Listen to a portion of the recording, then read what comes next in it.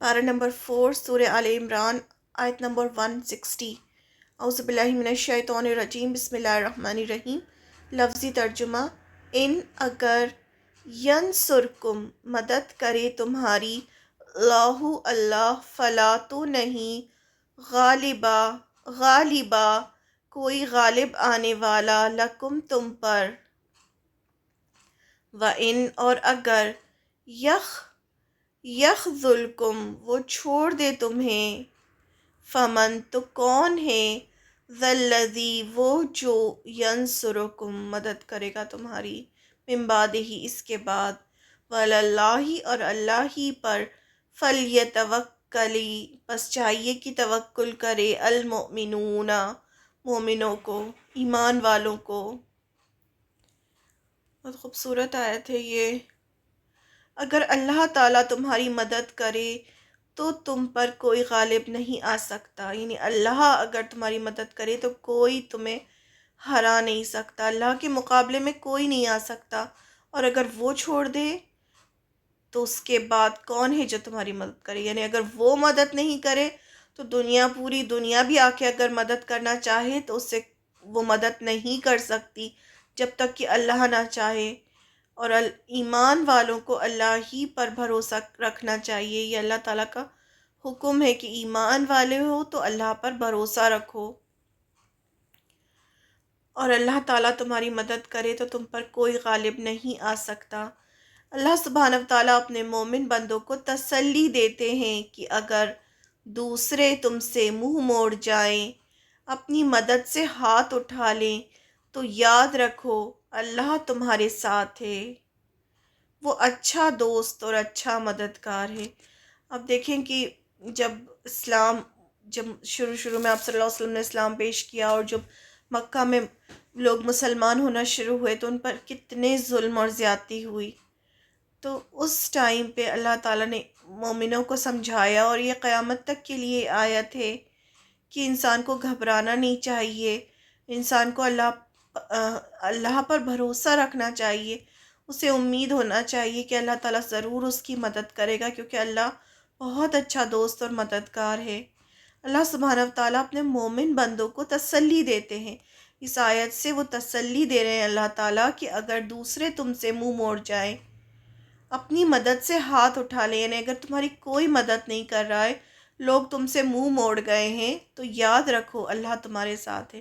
یعنی کوئی تمہاری مدد کرے نہ کرے اللہ تو ہے تمہارے ساتھ، اور وہ اچھا دوست اور مددگار ہے۔ وہ جب جہاں جیسے چاہے مدد کر سکتا ہے، اس کو مدد کرنے کے لیے کسی اور کی ضرورت نہیں، کیونکہ سارے کنٹرولز اسی کے پاس ہیں، وہ نصیر ہے، وہ اپنی مدد کے ساتھ جس کی چاہے مدد کرتا ہے، اور جس کی وہ مدد کرے اس پر کوئی غالب نہیں آ سکتا۔ یعنی اللہ چاہے تو کہیں سے بھی بنا اسباب، یعنی ریسورسز کے، کوئی چیز ہمیں ایسی لگتی ہے جو امپاسبل ہے، لیکن اگر ہم اللہ سے مدد مانگیں گے، اللہ کو تھامیں گے، اللہ سے دوستی رکھیں گے، اللہ کی فرما برداری کریں گے، اللہ کو خوش کرنے کی کوشش کریں گے، تو اللہ ہماری ایسی جگہ سے مدد کرے گا جہاں سے ہمیں گمان بھی نہیں ہوگا، کیونکہ وہی ہے جو مدد کر سکتا ہے، وہی ہے جو سب کچھ دیتا ہے، بنا اس کو کسی ریسورسز کی یا کسی سبب کی ضرورت نہیں ہوتی، وہ تو صرف کن کہتا ہے اور ہو جاتا ہے۔ تو انسان کو اس بات کا یقین ہونا چاہیے، اور اسی لیے اللہ کو راضی کرنے کی کوشش کرنا چاہیے، اور جس کو وہ چھوڑ دے، یعنی اگر ہم اللہ کی نافرمانی کریں گے، اللہ کو ناراض کریں گے، تو کیا ہوگا؟ اللہ ہمیں چھوڑ دے گا، اللہ ہماری طرف دھیان نہیں دے گا، ایسے نافرمان بندوں کی مدد نہیں کرتے اللہ تعالیٰ۔ تو جس کو وہ چھوڑ دے، تو اگر ایسے میں ہمیں اللہ نے چھوڑ دیا تو پھر کوئی بھی مدد نہیں کر سکتا، یعنی اگر پوری دنیا بھی مل کر مدد کرنا چاہے اور اللہ چھوڑ دے تو مدد نہیں آ سکتی۔ اس لیے ایسے کاموں سے بچنا چاہیے جس سے اللہ کا غضب آتا ہے، یعنی گناہوں سے بچنا چاہیے، اس کی نافرمانیوں سے بچنا چاہیے، کیونکہ اگر اس نے چھوڑ دیا تو دنیا کی کوئی طاقت مدد نہیں کر سکتی، یعنی اللہ چھوڑ دے تو پھر کوئی مدد نہیں کر سکتا، اور اللہ پر ہی بھروسہ کرنا چاہیے، ہر چیز میں اللہ کو ہی پکارنا چاہیے، اللہ پر بھروسہ ہونا چاہیے۔ بندے جو ہوتے ہیں وہ تو صرف ایک ذریعہ ہوتے ہیں، مدد تو اللہ کی طرف سے ہی آتی ہے۔ ہم اللہ سے دعا کرتے ہیں تو اللہ تعالیٰ کسی نہ کسی کو بھیج کر، حالات ایسے بنا کر ہماری مدد کرتے ہیں۔ تو اس لیے ہمیں اللہ پر بھروسہ ہونا چاہیے کہ ہاں اللہ مدد کرے گا۔